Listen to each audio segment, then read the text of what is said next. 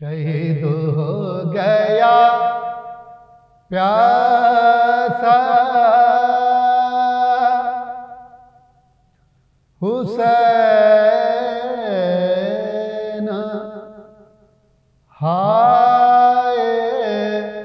حسین۔ اعوذ باللہ من الشیطان الرجیم، بسم اللہ الرحمن الرحیم۔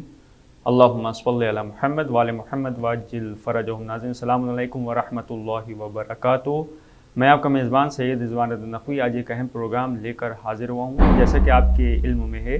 کہ پہلی محرم سے لے کر 40 تک یہ سلسلہ جاری و ساری ہے۔ حسینی چینل پر یہ پروگرام آپ ملاحظہ فرماتے ہیں، روز شب میں اسی وقت یہ پروگرام ملاحظہ فرماتے ہیں آپ تمام مومنین۔ آج اس پروگرام جو 3 محرم کے حوالے سے حسینی چینل پر نشر کیا جا رہا ہے، اس پروگرام میں ہمارے مہمان سب سے پہلے تو حجت الاسلام والمسلمین علی جناب مولانا سید حسنین باقری صاحب قبلہ ہمارے درمیان موجود ہیں، جو یہاں پہ 3 محرم کے حوالے سے قربانی امام حسین علیہ السلام کے حوالے سے گفتگو فرمائیں گے۔ دوسرے مہمان ہمارے علی جناب عزادار حسین شبی صاحب موجود ہیں، جو یہاں سے نوحے پیش فرمائیں گے۔ تو آئیے اس پروگرام کا ہم آغاز کریں گے۔ سب سے پہلے چلیں گے علی جناب عزادار حسین شبی صاحب کی خدمت میں کہ وہ ایک نوحہ ہمارے مومنین کے لیے پیش فرمائیں۔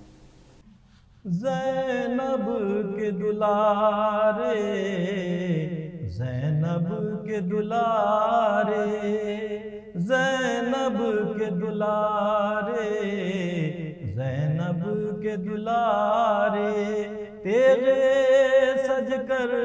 میدان چلے، نانا حیدر کی شان چلے، اپنے رہوار اڑا کے، زینب کے دلارے، زینب کے دلارے۔ اب مصر کی جانب مت جاؤ، یعقوب سوئے مقتل لاؤ، اب مصر کی جانب مت جاؤ، یعقوب سوئے مقتل لاؤ، زہرا کے جگر زینب کے نہیں، میدان میں ہوئے کچھ اور ہنسی، 2 یوسف خون میں نہا کے،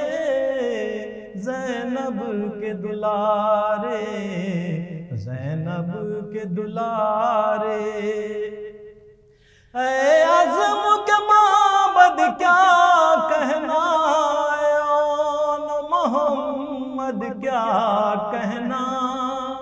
اے عزم کے معبد کیا کہنا، اے آن محمد کیا کہنا، شبیر کا مقصد عام کیا، روشن حق کا پیغام کیا، نصرت کے دیپ جلا کے، زینب کے دلارے، زینب کے دلارے، زینب کے دلارے، زینب کے دلارے۔ ساحل سے جو گزرے لڑتے ہوئے، فوجوں سے ڈپٹ کر کہنے لگے، ساحل سے جو گزرے لڑتے ہوئے، فوجوں سے ڈپٹ کر کہنے لگے، ہم دونوں تشنا لب ہیں مگر، کہہ دے ماموں عباس اگر، لے جائیں نیر اٹھا کے، زینب کے دلارے، زینب کے دلارے۔ عباس کے ورثادار ہیں یہ، کم سن ہے مگر جرار ہیں یہ، عباس کے ورثادار ہیں یہ، کم سن ہے مگر جرار ہیں یہ، ہل جائے گرن پیکاروں سے، رکھ دیں گے ابھی تلواروں سے، مغرور سروں کو اڑا کے،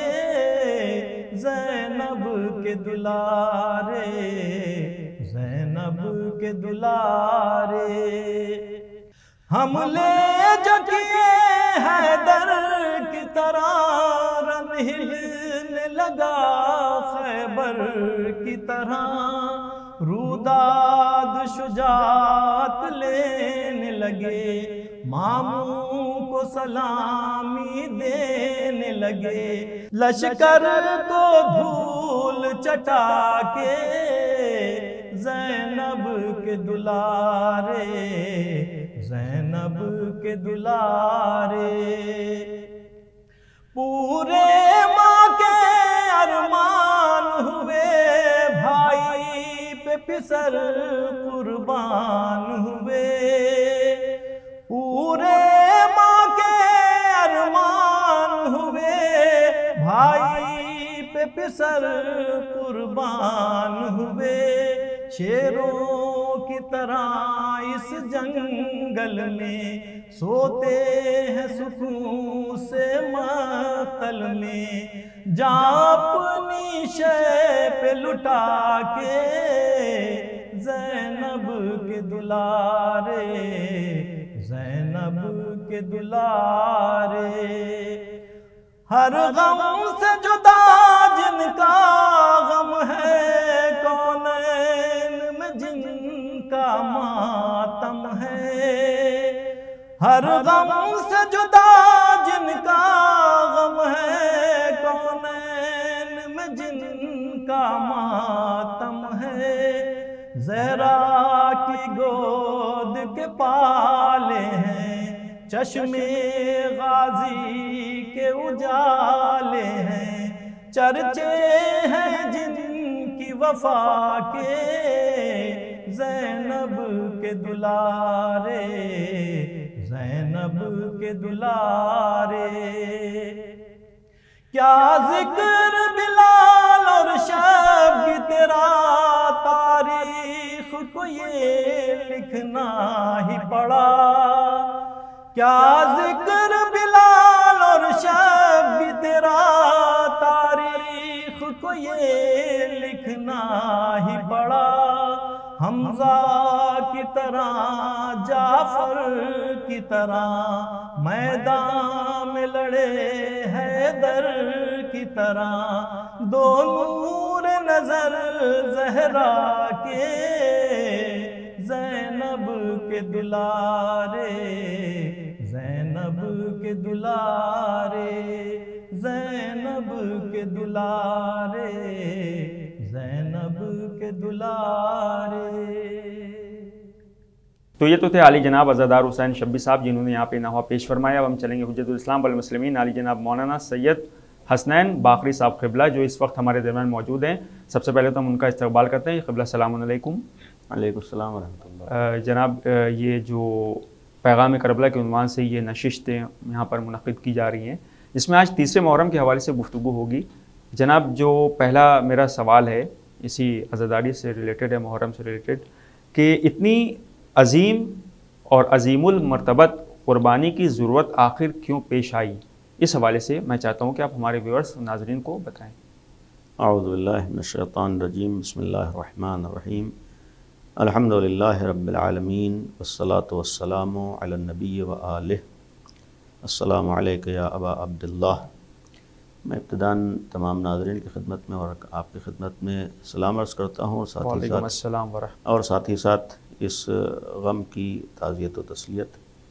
پیش کرتا ہوں، اور بالخصوص اس غم کے حقیقی وارث حضرت حجت ارواحنا الفدا کی خدمت بابرکت میں تعزیت و تسلیت کے ساتھ۔ جیسا کہ سوال کیا کہ امام حسین علیہ السلام کی قربانی کی ضرورت کیوں پیش آئی، یہ اتنی عظیم قربانی، اولاً تاریخ انسانی میں قربانیاں بہت سی دی گئیں، اور یقیناً بہت سی قربانیاں حق کے لیے اور حق کے دفاع کے لیے اور حق کی حفاظت کے لیے اور حق کا پیغام پہنچانے کے لیے بھی دی گئی ہیں۔ مثلا انبیاء کرام نے بہت سی قربانیاں دی ہیں، ان کے اولیاء اور اوصیاء نے بہت سی قربانیاں دی ہیں، خود ختم مرتبت صلی اللہ علیہ وسلم نے قربانیاں دی ہیں، امیر المومنین نے، یا خود اہل بیت کے گھرانے میں دیگر ائمہ معصومین نے قربانیاں دی ہیں، بہت سے مومنین نے اور بہت سے حق پسندوں نے قربانیاں دی ہیں، لیکن جو اثر امام حسین کی قربانی میں ہے وہ کسی بھی قربانی میں نہیں ہے۔ اور یہ ایسا نہیں ہے کہ صرف ہم چونکہ شیعہ ہیں یا عزاداری سے وابستہ ہیں اس لیے جذبات میں آ کر کہہ دیں یا جوش میں آ کر، نہیں، اس کو تو ہر آدمی اپنی نگاہوں سے دیکھ سکتا ہے۔ ہم خود اسی ہندوستان کے اندر اس ہندوستان کی آزادی کے لیے قربانیاں دی گئیں، ایک زمانے تک اس قربانی کو اس پیمانے پر منایا گیا اور یاد کیا گیا اور اس کے اثرات ظاہر ہوئے، لیکن ظاہر اس بات ایک فطری چیز ہے، زمانہ گزرتے گزرتے پھر اثرات وہ باقی نہیں رہتے ہیں جو ابتدا میں رہتے ہیں۔ جی جی، لیکن صرف کربلا وہ جگہ ہے اور صرف عزاداری امام حسین وہ گویا یاد ہے یا وہ قربانی ہے جس میں ہم دیکھتے ہیں کہ جیسا جیسا زمانہ بڑھ رہا ہے یا ٹائم گزر رہا ہے جی، اس میں اثرات میں کمی نہیں آ رہی اور اضافہ ہو رہا ہے۔ ہاں، بلکہ اور اضافہ ہی ہو رہا ہے، اور یہی ایک دنیا کی ایسی قربانی کی یاد ہے یا ایسا تذکرہ ہے، یہ ایک ایسی جگہ ہے کہ جہاں پر بلا تفریق مذہب و ملت آپ کو افراد نظر آئیں گے۔ بے شک دنیا میں کوئی بھی ایسی یاد نہیں ہے جس میں ہر مسلک اور ہر مذہب کا فرد شریک ہوتا ہو، یہ صرف یاد کربلا ہے اور یاد امام حسین ہے جس میں بلا تفریق مذہب و ملت، چاہے ہندو ہوں یا سکھ ہوں یا عیسائی ہوں، مسلمانوں کے تمام فرقے ہیں، دیگر ادیان ہیں، یہودی ہیں، عیسائی، یہ سب شریک ہوتے ہیں۔ یعنی کہ کہنے کا مطلب یہ کہ جو یعنی بین الاقوامی جو مذاہب ہیں وہ سب آ کے یکجا ہو جاتے ہیں۔ سب اس میں یہی ایک چیز ہے کہ جہاں پر سب، یعنی ایک ایسی جگہ ہے کہ جہاں سب شریک ہوتے ہیں، تو اس سے خود اندازہ ہوتا ہے کہ قربانی واقعاً کوئی معمولی قربانی نہیں ہے۔ ہاں بے شک، کہنے کا مقصد یہ ہے کہ یہ ساری چیزیں ہمارے لیے ایک ثبوت ہیں اور ہمارے لیے ایک پیغام ہے کہ ہم غور کریں کہ یہ کیسی قربانی ہے، کس طرح کی قربانیاں سب ہیں، لیکن وہ اثر کیوں نہیں ہے دیگر قربانیوں میں، آج اس کا اثر کیوں؟ تقریباً اس وقت 1400 سال کے قریب ہونے والے ہیں، یعنی اور 1400 سال کسی ایک واقعے کو گزر جائیں اور اس کے 1400 سال کے بعد اس کے اثرات اس طریقے سے لگے کہ اسی سال کا واقعہ ہے، ابھی تازہ واقعہ ابھی آپ انہی دنوں میں ایام اعظم میں دیکھیے، ہر طرف وہ جوش و جذبہ، یہ خود ایک انسان کے لیے کیسی قربانی ہے۔ آپ مثلاً ابھی جو میں نے مسالک و مذاہب کی بات کیا، ہمارے اسی ہندوستان میں آج بھی کتنے ایسے غیر مسلم ہیں جو امام حسین کا غم منا رہے ہیں، جی بالکل مناتے ہیں باقاعدہ، کتنے رجواڑے ہیں یا کتنے آج راجہ مہاراجہ گزرے ہیں، مہاراجہ، ان کے یہاں باقاعدہ عزاداری ہوتی چلی آ رہی ہے۔ اسی ہندوستان میں آپ دیکھیے بہت سو کے یہاں تعزیے آج بھی رکھے جاتے ہیں، تعزیے اٹھائے جاتے ہیں، یعنی باقاعدہ آدمی اس میں شریک ہوتا ہے۔ ہاں، سبیلے بھی لگاتے ہیں اور عزاخانے بھی سجتے ہیں، بہت اور سے پھر یہ یعنی اتنے زمانے کے بعد یہ اثرات کیوں ہے؟ اس کا مطلب ہے کہ کوئی معمولی قربانی نہیں تھی، اور جب اتنی یعنی اثرات کی بنیاد پر پھر ہمارے لیے ایک پیغام ہے کہ واقعاً ہم غور کریں یہ قربانی کیا ہے، اس قربانی کس لیے دی گئی ہے، اس کی عظمت کیا ہے۔ البتہ اس میں تفصیلی اور طولانی گفتگو کی ضرورت ہے، لیکن مختصراً عرض کروں کہ جس دور میں امام حسین نے قربانی دی، نواسِ نبی تھے اور امیر المومنین اور جناب سیدہ کے بیٹے تھے، انہوں نے قربانی دی ہے، اس وقت حالات ایسے تھے کہ آہستہ آہستہ انسانی اقدار اور انسانی ویلیوز پامال ہو رہے تھے، ختم ہو رہے تھے۔ مثلاً ناانصافیاں بڑھتی جا رہی تھیں، ظلم بڑھتا جا رہا تھا، دوسروں کے ساتھ ناروا سلوک یہ بڑھتا جا رہا تھا، دوسروں کے حقوق پامال ہو رہے تھے، اور جو ایک مشن پیغمبر اکرم دنیا میں پیش کر گئے تھے، جس مشن کو نگاہوں میں رکھ کر انسانیت پروان چڑھ سکتی تھی، جس دین کو پیغمبر نے پیش کیا تھا جس کے ذریعے سے انسان ایک کمال تک پہنچ سکتا تھا، ایک ایسا دین پیش کیا تھا جس کر چل کے انسان دنیا اور آخرت دونوں جگہ کامیاب ہو سکتا، ہدایت اور نجات حاصل کر سکتا تھا، کامیاب ہو سکتا تھا، جب کچھ طاقتیں اس مشن کو ختم کرنے روکنے کے لیے آ گئیں، چونکہ یہ مشن ایک انسانیت کے لیے تھا، تمام انسانوں کے لیے تھا، تمام انسانوں کمال تک پہنچانے کے لیے تھا، جب کچھ عناصر کچھ طاقتیں اس مشن کے مقابل پہ آئیں اور اس کے چہرے کو بدلنا چاہا یا اس کے گویا اصل اہداف کو بدلنا چاہا، مقاصد کو بدلنا چاہا، اور پھر ان کی کوشش یہ تھی کہ ہم وہ جو انسانی اقدار ہیں انہیں ہم ختم کر دیں، اور پھر جب انسانی اقدار ختم ہو جائیں گے تو ہم جیسے چاہیں گے دنیا والوں کے ساتھ سلوک کریں گے۔ تو جب یہ اس طاقت کے مقابلے میں آئے، یعنی امام حسین کے مقابلے میں آئے، اور پھر اس دین کے ختم کرنے کے لیے، جو دین یقیناً وہ انسانیت کے لیے تھا۔ یہ ایک بعض لوگوں کو غلط فہمی ہے کہ اسلام کا تعلق خاص فرقے و خاص مذہب سے، پیغمبر کسی خاص فرقے خاص لوگوں کے لیے نہیں تھے، بلکہ وہ تمام عالم انسانیت کے لیے تھے۔ یہ تو رک کر کہوں گا کہ آج ہر انسان کی ذمہ داری ہے کہ اس دین اور اس پیغام کے بارے میں سوچے کہ جو آخری نبی لے کر آئے تھے، اور اس کا ایک سب سے بڑا ثبوت اس کی عظمت کا اور اہمیت کا ہے کہ دنیا میں اسی ہندوستان کے اندر ہمارے بہت سے پڑھے لکھے افراد ہیں، دانشور افراد ہیں، تعلیم یافتہ افراد ہیں جنہوں نے جب اسلام یا پیغمبر اسلام کے بارے میں ریسرچ کی، تحقیق کی، تو خود انہوں نے ان کی حقانیت کو تسلیم کیا ہے۔ بے شک انہوں نے لکھا ایک بہت بڑی تعداد ہندوستان میں ہے، ہمارے ہندو بھائیوں کی ہے، غیر مسلم حضرات کی ہے، جنہوں نے پڑھنے کے بعد پھر اپنے نظریات بدلے ہیں، اور ان میں سے ایک بہت بڑی تعداد جنہوں نے پیغمبر کے دین کو اپنایا ہے، پیغمبر کے راستے کو اپنایا ہے۔ اس کا مطلب ہے کہ ہر انسان کے لیے پیغام ہے کہ صرف ہم جو سن رکھی ہیں جو چیزیں، یا ہم سے جو چیزیں بتا دی اسی کے اوپر بھروسہ نہ کریں، بلکہ انصاف کا تقاضا ہے کہ ہم غور کریں۔ اور امام حسین کا مشن در حقیقت وہی پیغمبر والا مشن تھا، اس میں کوئی فرق نہیں تھا۔ جو نبی کا مشن تھا وہی اس گھرانے کے ہر فرد کا مشن تھا۔ مثلا امیر المومنین کا بھی یہی مشن تھا، جناب سیدہ کا بھی مشن یہ تھا، امام حسن، امام حسین، سب کا مشن یہ تھا۔ سب نے اپنے زمانے میں حالات کو دیکھتے ہوئے جیسے تقاضے تھے اس کے اعتبار سے عمل کیا ہے۔ پیغمبر وہ دین لے کر آئے ہیں، اس کے بعد مثلا اسی دین کی حفاظت کی ذمہ داری امامت کی شکل میں سامنے آئی، یعنی محافظ جو امامت کی شکل میں سامنے آیا۔ امیر المومنین کی امامت کا مطلب یہ تھا کہ وہی مشن جو اللہ نے تمام انسانوں کے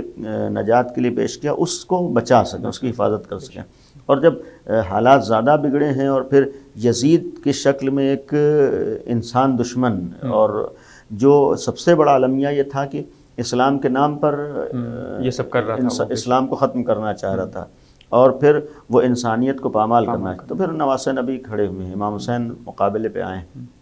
اور پھر یہ صرف اکیلے نہیں ہیں بلکہ اپنے گھر والوں کے ساتھ آئے ہیں۔ اس میں 72 افراد شہید ہوئے ہیں، اور جس میں خود گھر کے بہت سے بچے بھی ہیں، جوان بھی ہیں، بوڑھے بھی ہیں، اعزاء ہیں، یہ تمام افراد کو لے کر اس مشن میں آگے بڑھے ہیں۔ اور گویا اس کے بعد سے اتنی بڑی قربانی دے کر یہ ثابت کیا ہے کہ جب حق کی بات آتی ہے، یا انسانیت کی بات آتی ہے، انسانی اقدار کی بات آتی ہے، انسانی ویلیوز کی بات آتی ہے، تو ہر حق پسند کا ایک فریضہ ہوتا ہے کہ انسانی اقدار کو باقی رکھنے کی کوشش کرے، ان انسانیت کو پامال نہ ہونے دے۔ آج ہمارے ہاں 1400 سال کے بعد عزاداری کا ایک سب سے بڑا مشن یہی ہے کہ جس چیز کے لیے امام حسین نے قربانی دی وہی ہمارے لیے، یعنی عزاداری ہرگز رسم و رواج نہیں ہے، یا دوسرے تہواروں کی طرح سے عزاداری تہوار نہیں ہے، بلکہ یہاں پر ایک فریضہ ہے۔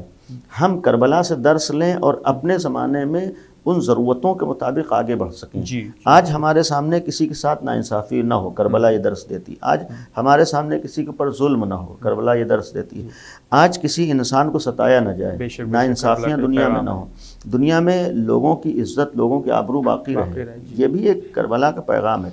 اسی لیے میں نے کہا کہ عزاداری یا کربلا اور امام حسین کا معاملہ صرف رسم و رواج کی حد تک نہیں ہے، صرف تہوار کی حد تک نہیں، بلکہ ایک فریضہ اور ذمہ داری ہے جسے ادا کرنا چاہیے اور جس کے ادا کرنے کی ضرورت ہے۔ اور یہ اسی وقت ہو سکتا ہے کہ جب ہم خود کربلا کے بارے میں غور کریں۔ آج سوشل میڈیا کا زمانہ ہے، آج مختلف مسائل سب کے پاس ہیں، یہ ہر انسان کا فریضہ ہے کہ آئے کربلا کے بارے میں پڑھے۔ واقعاً ایک ہر انسان کے لیے ایک انسانیت کی پکار ہے کہ خود کربلا کے بارے میں غور و فکر کرنا چاہیے۔ یعنی خود ہم سوچیں کیا وجہ ہے کہ 1400 سال کے بعد اس وقت ہم ایسے اثرات دیکھ رہے ہیں۔ جب ایسے اثرات دیکھیں تو ہماری ذمہ داری کہ ہم غور کریں، ہم معلوم کریں، ہم پتہ لگائیں۔ ہم ہر طریقے سے کربلا کے بارے میں جتنا زیادہ ہم پتہ لگائیں گے اتنا ہی زیادہ خود ہمارا فائدہ ہے، اور جب ہمارا فائدہ ہے تو ہم اپنے کو بچا سکیں گے، دوسروں کو بچا سکیں گے۔ تو یہ ایک اس دور میں بالخصوص ہر ایک کی ذمہ داری، ہر ایک کا فریضہ ہے کہ انسانیت پامال نہ ہو، کسی انسان کے ساتھ ناروا سلوک نہ ہو۔ اور پھر جب یزید جیسے افراد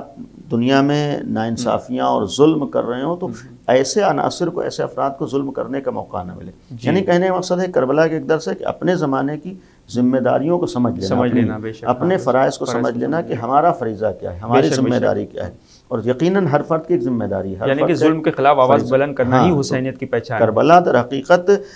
دنیا میں انسانیت کا پیغام دینا ہے، کربلا در حقیقت دنیا سے ہر طریقے کے ظلم و ستم کے خاتمے کے لیے آواز بلند کرنا ہے۔ اسی لیے اگر ہم عزاداری کو یا کربلا کو ایک کہیں کہ ہر ظلم اور ہر ناانصافی کے خلاف ایک آواز احتجاج ہے، اور کربلا ایک تحریک کا نام ہے، کربلا ایک مشن کا نام ہے، اور یہ مشن وہی ہے جو 1,24,000 انبیاء کا مشن تھا۔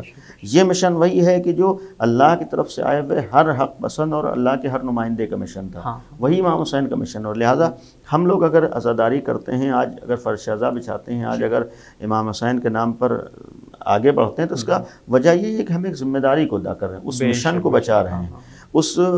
مقاصد کو نگاہوں میں رکھ رہے ہیں، یعنی وہ مشن پامال نہ ہونے پائے، آگے بڑھتا رہے اور آگے۔ اور یقین رکھیے کہ جہاں جہاں کربلا کو سمجھ لیا جائے گا وہاں پھر برائیاں ختم ہو جاتی ہیں۔ اس کا ایک ثبوت خود اسی ہندوستان کے اندر ہے۔ اور یہ واضح ہے، سامنے کی چیز ہے کہ خود اس ہندوستان کے اوپر ایک زمانے تک انگریزوں کا قبضہ رہا، یعنی خود ہندوستان ہمارا انگریزوں کے چنگل میں رہا ہے بے شک، یعنی ان کے گویا اختیار میں رہا، لیکن ہمارے مہاتما گاندھی اٹھے ہیں اور انہوں نے ہندوستان کو آزادی دلائی۔ آپ ان کے جا کر تقریروں و بیانات پڑھیے، انہیں بھی کربلا سے درس لیا ہے، خود کتابوں میں ان کے وہ تقریریں اس زمانے کی موجود ہیں، اس زمانے کے اخبارات وغیرہ میں یہ کتاب موجود ہیں۔ ان کا یہ مشہور جملہ ہے کہ میں نے ہندوستان میں آزادی دلا کے کوئی نیا کام نہیں کیا ہے، بلکہ میں نے کربلا کو نگاہوں میں رکھا ہے، کربلا کی تاریخ کو نگاہوں میں رکھا ہے، میں نے حسین ابن علی کی تاریخ کو پڑھا ہے۔ یعنی وہ خود کہہ رہے ہیں کہ آج جو میں نے کام کیا ہے یہ کربلا سے درس لیا ہے، یہ ہم نے حسین ابن علی کے قیام سے درس لیا ہے۔ یعنی اگر حسین ابن علی 72 افراد کے ساتھ اس وقت کے گویا برائیوں سے ٹکرا سکتے ہیں اور ظلم و ستم کا مقابلہ کر سکتے ہیں تو ہم بھی کر سکتے ہیں۔ تو یہی ایک کربلا پڑھنے کا اثر ہوا کہ ہندوستان آزاد ہوا، یعنی در حقیقت ہندوستان کی آزادی اسی کربلا کی دین ہے۔ یہ خود آزادی دلانے والا جو اس کا رہبر ہے وہ کہہ رہا ہے، وہ خود کہہ رہا ہے۔ یعنی مقصد یہ ہے کربلا میں اتنا اثر ہے، کربلا میں آج بھی اگر جیسے مہاتما گاندھی یہ کہہ رہے ہیں کہ ہاں ہم نے کربلا کو نگاہوں میں رکھ کر اس ملک کو آزاد کرایا، تو ہم گویا کربلا کو نگاہوں میں رکھ کر اپنے اطراف سے بھی ہر طرح کی برائیوں کو ختم کر سکتے ہیں، ہم بھی آگے بڑھ سکتے ہیں۔ جیسے اگر ایک ملک انگریزوں کے چنگل سے آزاد ہو سکتا ہے تو پھر ہر انسان ہر برائی سے بھی آزاد ہو سکتا ہے۔ بے شک بے شک، نگاہ میں کربلا رہے۔ شرط ہے کہ کربلا کو صحیح طور پر سمجھا جائے اور کربلا کے بارے میں غور و فکر کیا جائے۔ جی اگلا سوال بھی ہم شامل کریں گے، مقصد عزاداری کیا ہے، مقصد عزاداری کیا ہے؟ بس ابھی کیونکہ ہم ایک بار چلیں گے عالی جناب عزادار حسین شبلی بھائی کی خدمت میں، وہ چاہیں گے کہ ایک نوحہ پیش فرمائیں۔ سارا گھر پردیس میں ہے، ایک دکھیا بیمار پڑی ہے، سارا گھر پردیس میں ہے، جاگتی آنکھیں بستر پر ہیں اور نظر پردیس میں ہے، ایک دکھیا بیمار پڑی ہے، سارا گھر پردیس میں ہے، ماں تو آخر ماں ہوتی ہے، دوری سے کیا ہوتا ہے، بیٹی کے احوال کی اس کے دل کو خبر پردیس میں ہے، ایک دکھیا بیمار پڑی ہے، سارا گھر پردیس میں ہے، اکبر کی یاد آئے تو صغرا آنسو اپنے پی جائے، کوئی بہن روئے بھی تو کیسے بھائی اگر پردیس میں ہے، ایک دکھیا بیمار پڑی ہے، سارا گھر پردیس میں ہے، یا رب وہ دن آئے کہ آنکھیں قاسم کا سیرا دیکھیں، صغرا کے لب پر یہ دعا ہے اور اثر پردیس میں ہے، ایک دکھیا بیمار پڑی ہے، سارا گھر پردیس میں ہے، بھائی کی معصوم ادائیں صغرا کو یاد آتی ہیں، ہائے کہ اصغر محو تبسم بھی ہے مگر پردیس میں ہے، ایک دکھیا بیمار پڑی ہے،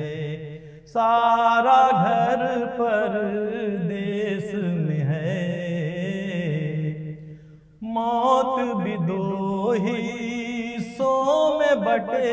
تو ڈھونڈ کے لائے صغرا کو،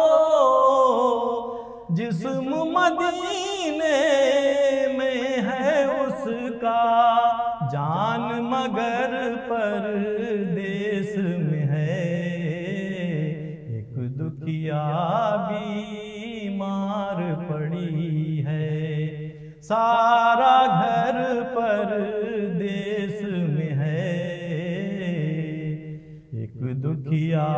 بیمار پڑی ہے، سارا گھر پردیس میں ہے۔ دیدائے تر میں روضہ سرور، خواب کا سرمایہ ہے نظر،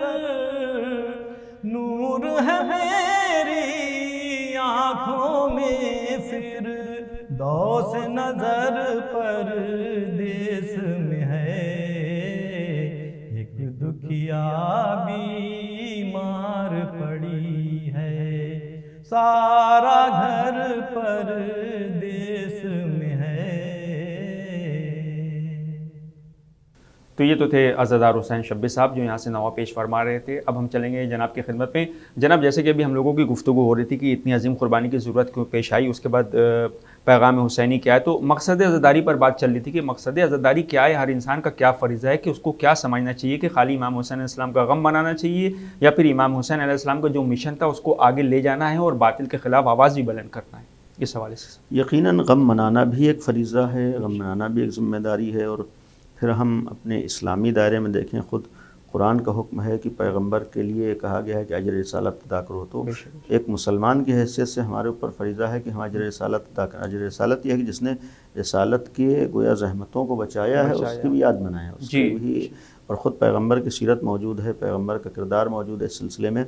تو ایک طرف یہ مسلم ہے، پھر دوسری طرف انسانیت کے حوالے سے کہ آج جیسے ہر جگہ اپنے بزرگوں کو یاد کیا جاتا ہے یا قربانی دینے والوں کو یاد کیا جاتا ہے، تو جب ایک ملک کے لیے قربانی دینے والے کو یاد کیا جاتا ہے تو انسانیت کے لیے قربانی دینے والے کو بھی یاد کرنا ضروری ہے، اور یہی وجہ ہے کہ آج دنیا کا ہر انسان امام حسین کو یاد کرتا ہے۔ تو ایک چیز ہے غم بھی منانا ہے اور گریہ بھی کرنا ہے، اور ان سارے چیزوں کو انجام دینا، یہ ایک ہماری ذمہ داری ہے۔ لیکن اس کے ساتھ ساتھ اصل مشن جیسا بھی گفتگو تھی، اصل ہم کو مشن کو بھی نگاہوں میں رکھنا ہے۔ بے شک،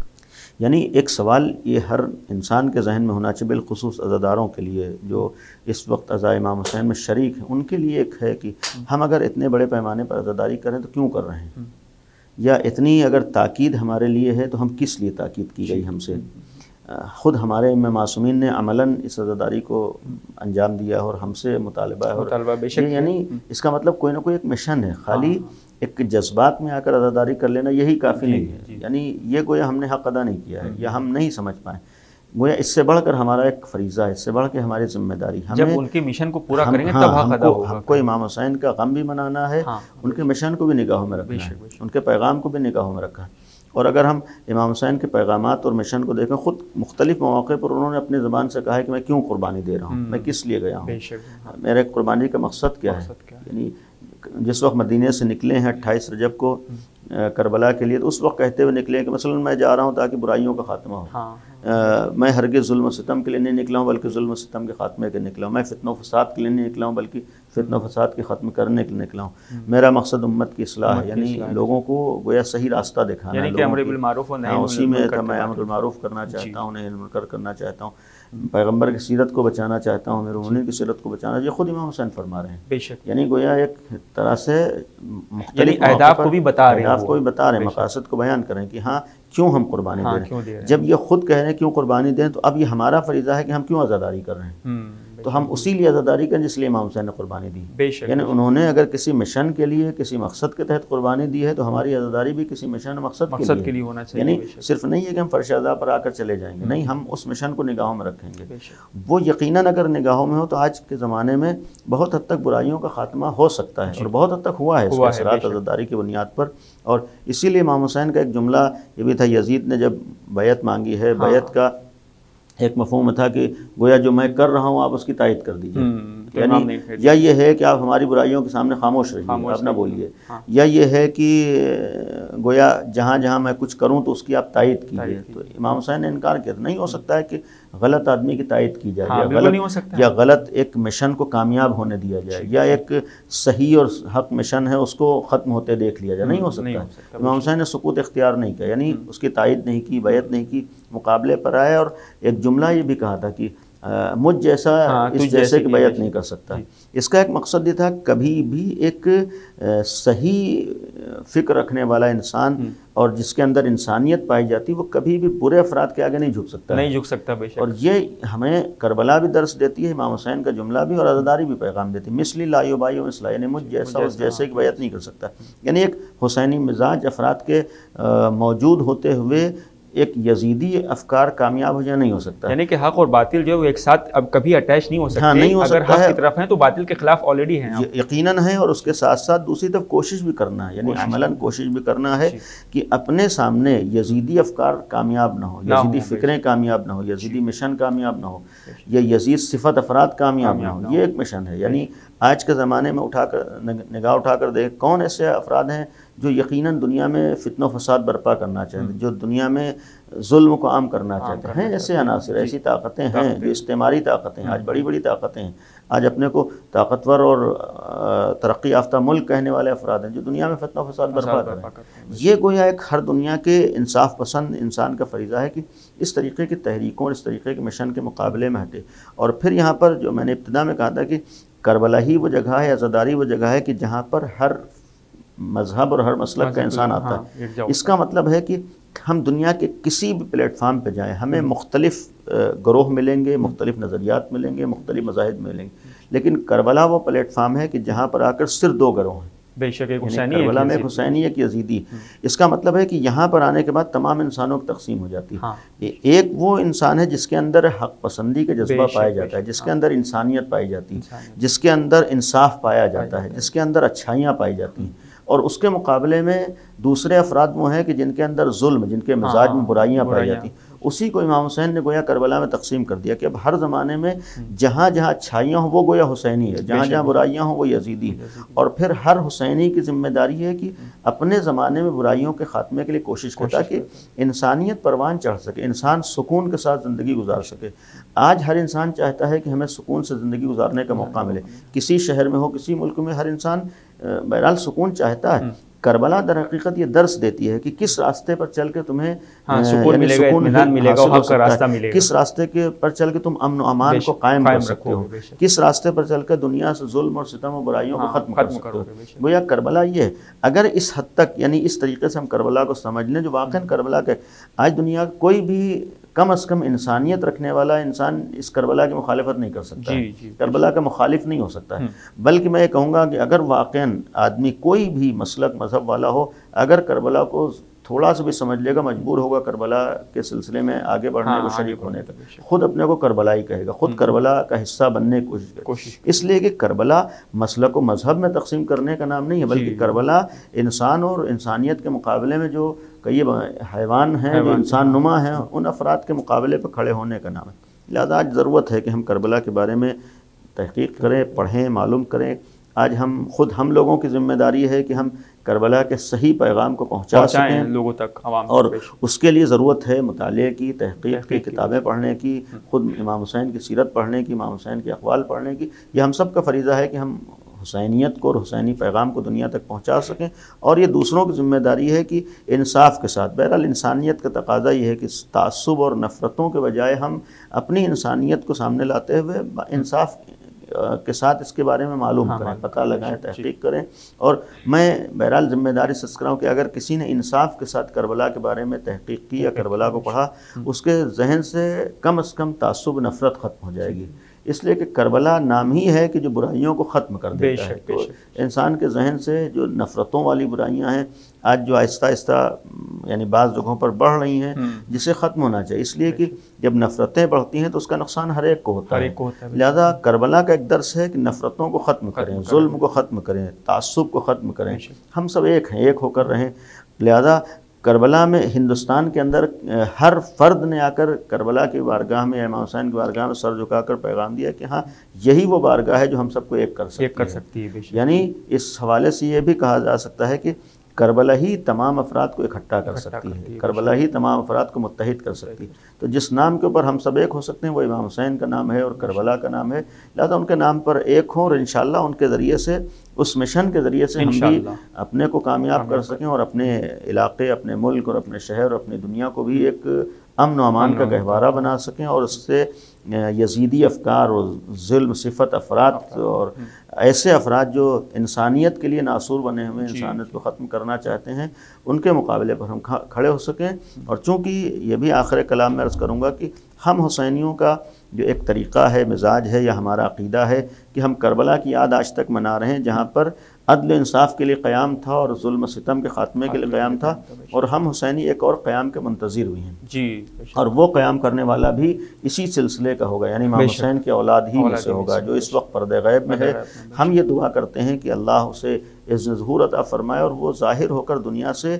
ہر طرح کے ظلم و ستم کو ختم فرمائے، عدل و انصاف کا پرچم لہرائے. یعنی گویا کربلا، حسینیت، امام حسین ہمارے لیے درس ہے کہ ہم امن و امان چاہتے ہیں، عدل انصاف چاہتے ہیں، دنیا سے ظلم و ستم کے خاتمہ چاہتے ہیں. عزاداری اور فرش عزا اور مجالس عزا یہ بھی اسی لیے ہیں کہ دنیا میں امن و امان قائم ہو، دنیا میں عدل و انصاف قائم ہو، دنیا میں ہر انسان سکون کے ساتھ زندگی گزار سکے، ہر انسان کو اس کے زندگی گزارنے کا حق مل سکے، انسان کو اس کا حق دیا جائے، کوئی بھی ناانصافی نہ ہو، کسی کے ساتھ ظلم نہ ہو، کسی کا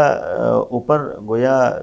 حقوق پامال نہ ہو. یہ ہمارے لیے دروس ہیں. انشاءاللہ کوشش ہے کہ ہم بھی ان دروس کو سمجھ سکیں اور دنیا تک پہنچا سکیں. بہت بہت شکریہ جناب، ہم سے بات کرنے کے لیے بہت بہت شکریہ. شکریہ آپ. کچھ دیر تو ضرور تھی خنجر کی کشمکش، کچھ دیر تو ضرور تھی خنجر کی کشمکش، اب تو جہاں پر تیری حکومت ہے اے حسین. تو یہ تو تھے حجت الاسلام والمسلمین علی جناب مولانا سید حسنین باقری صاحب قبلہ، جو پیغام کربلا کے حوالے سے یہاں پر 3 محرم کے حوالے سے گفتگو فرما رہے تھے. دوسرے مہمان ہمارے علی جناب عزادار حسین شبی صاحب جو یہاں سے نوے پیش فرما رہے تھے. اب اس پروگرام کا ٹائم یہیں پر ختم ہوتا ہے. اب اپنے میزبان سید رضوان نقوی کو دی اجازت، اس امید کے ساتھ کہ کل اسی وقت آپ سے ہماری ملاقات ہوگی ایک نئے عالم دین کے ساتھ. اس پروگرام کے اختتام کے لیے ہم ایک بار پھر سے چلیں گے علی جناب عزادار حسین شبی صاحب کی خدمت میں کہ وہ آخری نوہ پیش کر کے اس پروگرام کو تمام کریں. خدا حافظ والسلام. لاچار حسینہ، لاچار حسینہ، ہے تشنا دہان بے کسو لاچار حسینہ، لاچار حسینہ.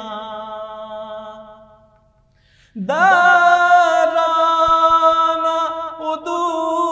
خیمے کے اندر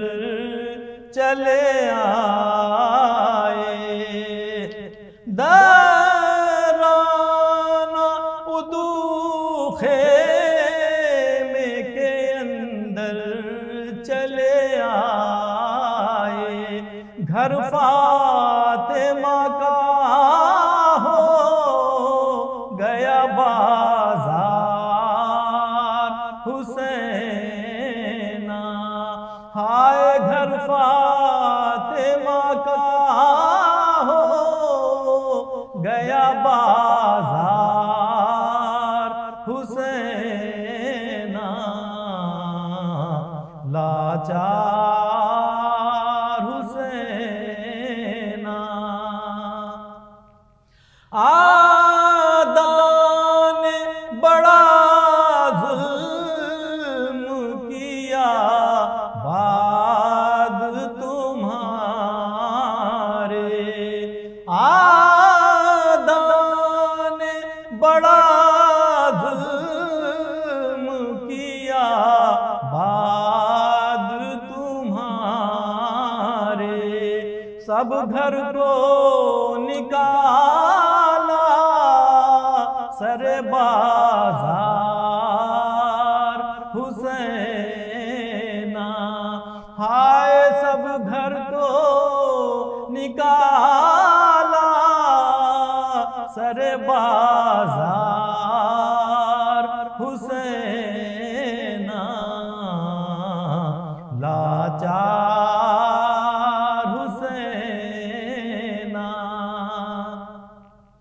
تھی زینب و کلثوم جو دو بیٹیاں میری، تھی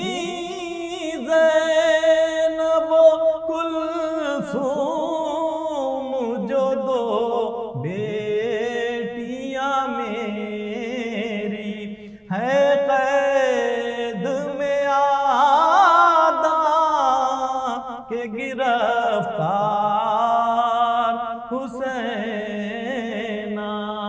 ہائے ہے قید میں آدھا کہ گرفتار حسینہ، لاچار حسینہ، دو جا کے ذرا بیٹے کو تم اپنے تسلی، دو جا کے ذرا بیٹے کو تم اپنے تسلی، روتا ہے بہت عابد بیمار